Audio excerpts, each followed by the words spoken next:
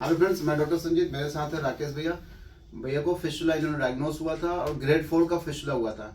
और इन्होंने पहले एक बार कहीं ऑपरेट कराया था लेकिन ठीक नहीं हुआ था।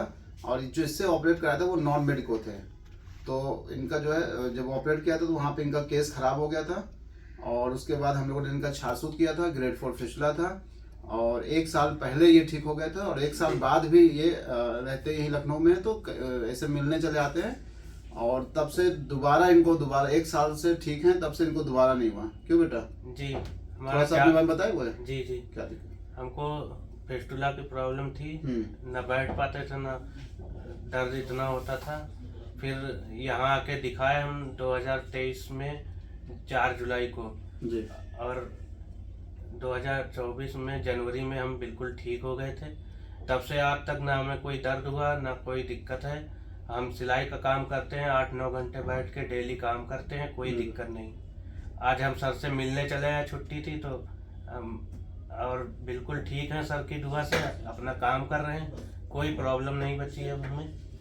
बिल्कुल। तो मेन क्या है कि हमें रिकरेंस से बचना है, यानी दोबारा होने से बचना है।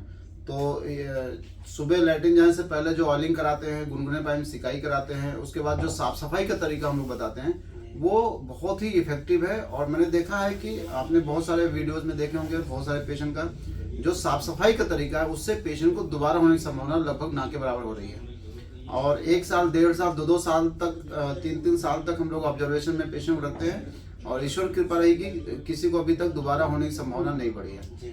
तो जो सुबह बस एक काम करना होता है, सुबह लैट्रिन जाने से पहले आपको मलद्वार को मतलब उसमें ऑयलिंग करनी होती है।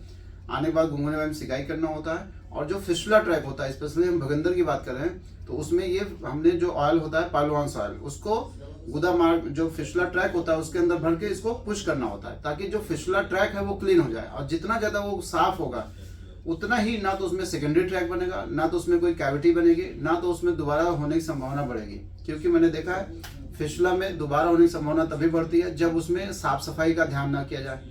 तो हम लोग स्पेशली जो है, चूंकि भैया लोकल के थे तो रोज आ जाते थे, तो हम ही लोग इनका रोज साफ सफाई करते थे। और जो लोग नहीं आते हैं, जैसे मान लीजिए कोई बाहर का कोई आया है, कोई 200 किलोमीटर 300 किलोमीटर दूर, तो उनके फैमिली मेंबर को हम सिखा देते हैं। जैसे उनके भाई हो या उनकी वाइफ हो या उनके जो भी मम्मी पापा हो, उनको सिखा देते हैं। तो उनके थ्रू हम उस फिस्टुला ट्रैक की सफाई करते हैं with the help of this track. तो पाइलोवांस ऑयल किसी भी फिस्टुला फिशर पाइल्स में बहुत ही इफेक्टिवली एक इफेक्टिवली काम करने वाला एक मेडिसिन है, जो कि फिस्टुला में घाव को हील कराता है, फिशर के भी घाव को हील कराता है। और पाइल्स में मैंने देखा है कि चोट लगने से बचाने की वजह से जल्दी से पाइल्स हमारा हील होने लगता है।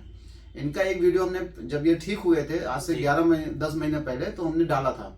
क्यों बेटा? जी जी। एक वीडियो हमारा यूट्यूब पे पड़ा होगा, 10 महीने पहले इनका एक वीडियो डाला है, तब जब इनका ठीक हुआ था। और आज 10-11 महीने बाद जब ये दोबारा आए हैं मिलने के लिए कि एक बार हम लोग फिर चेक किया तो वहाँ पे कोई दिक्कत नहीं है। तो हमने रिकरेंस का भी देखा कि हमारे जो पेशेंट है जो मतलब साल भर बाद, 2 साल बाद लौट के आ रहे हैं, एक बार देखें रिकरेंस तो नहीं हो रहा है, तो रिकरेंस के भी चांसेस लगभग ना के बराबर हैं। धन्यवाद।